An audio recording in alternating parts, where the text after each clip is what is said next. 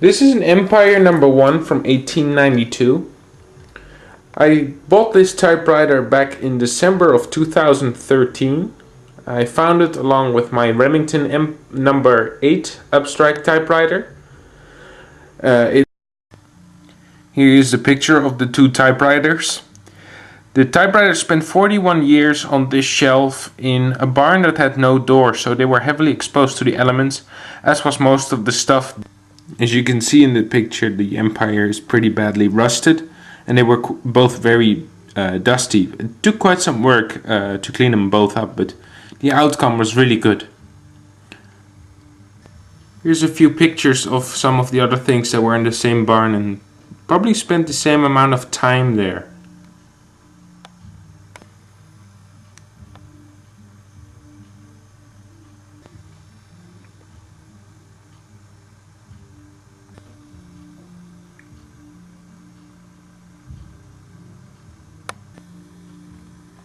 For those that wonder, that's a Royal FP there in the right corner, unfortunately just as badly rusted as everything else that you see in these pictures.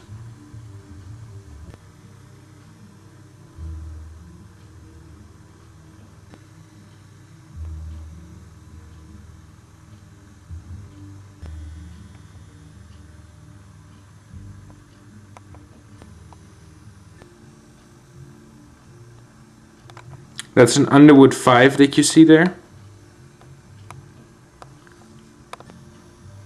And this is a picture of me during the cleaning process. This is also taken in December of 2013. So that's a little bit of the background of the machine. As you can see, it's gone through quite an ordeal. But this is the final result after quite a bit of cleaning, and actually it's a little bit dusty now because I've had it on display. But if I take the top off, you can see how clean it is on the inside now. You can already tell, of course, by the non-rusty keys, unlike the way it was in the picture. But yes, this did need quite a bit of work. So here's the inside.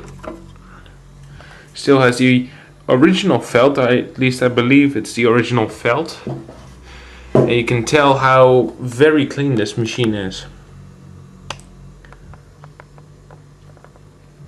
And as with any No.1 or No.2 Empire, it has a thrust system. This type of mechanics was also featured on some American and a lot of German typewriters, such as the Adler. It features a slug that will slide over this metal plate over there, and then will hit the page, as you can see. It's quite an advanced system, especially for that day and age.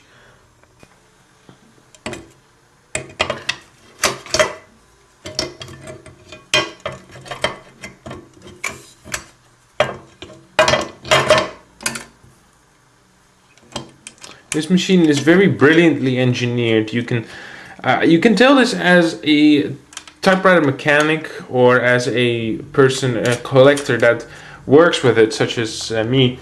When I work with this machine and I try to clean it up and everything, they build it in such a way that it comes very easily apart. So in order to have the keys come out and the slugs come off and the body come off, you really have to remove only a very few screws.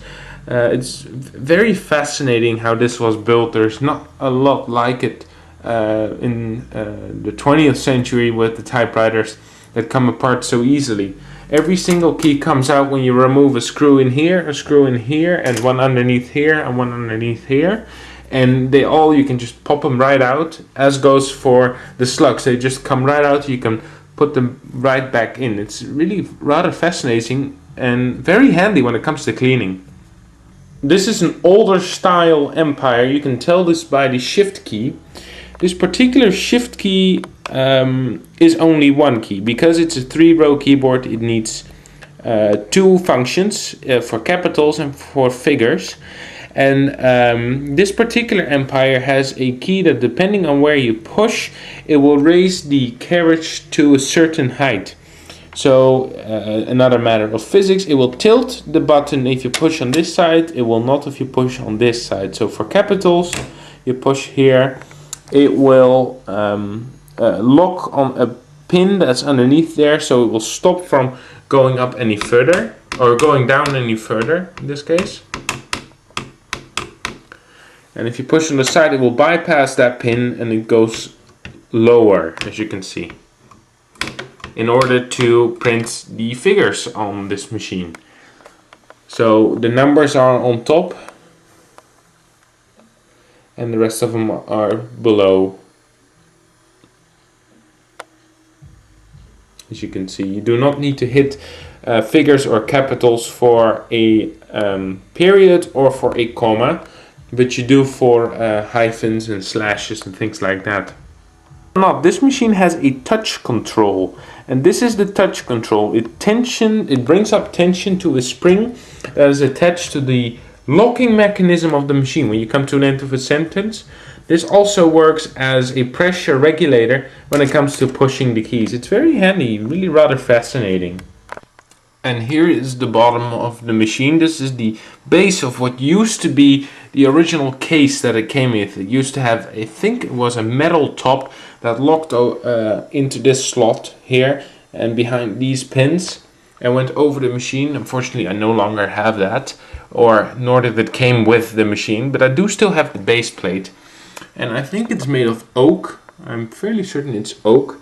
It's in really good shape. It has a tiny chip over here, but besides that, it's really not that bad. When I got it, it was quite badly stained, so I used a treatment, wood polish, things like that, and it really came out very beautiful. Really brings out that typical oak wooden color, and it just does the machine so much justice. As I said, it's a little bit dusty now because I had it on display, but you can see that underneath it, it's very beautiful and in good shape too, considering it spent 41 years exposed to the elements.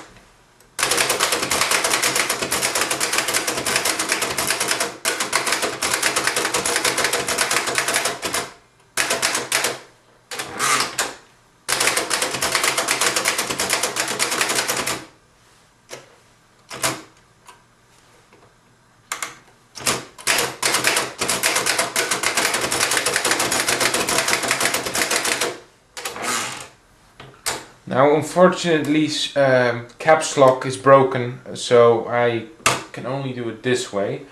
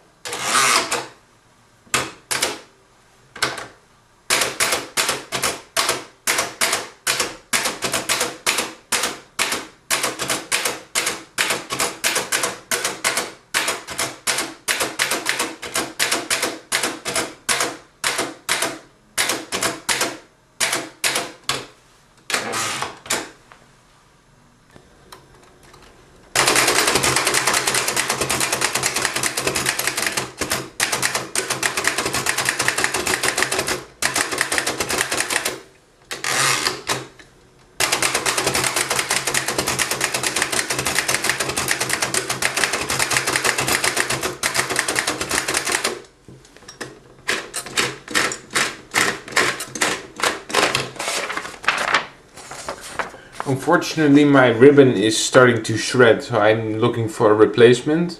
So the type sample isn't the best, but you can tell how good it functions.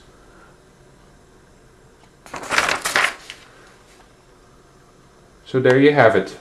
Thanks for watching.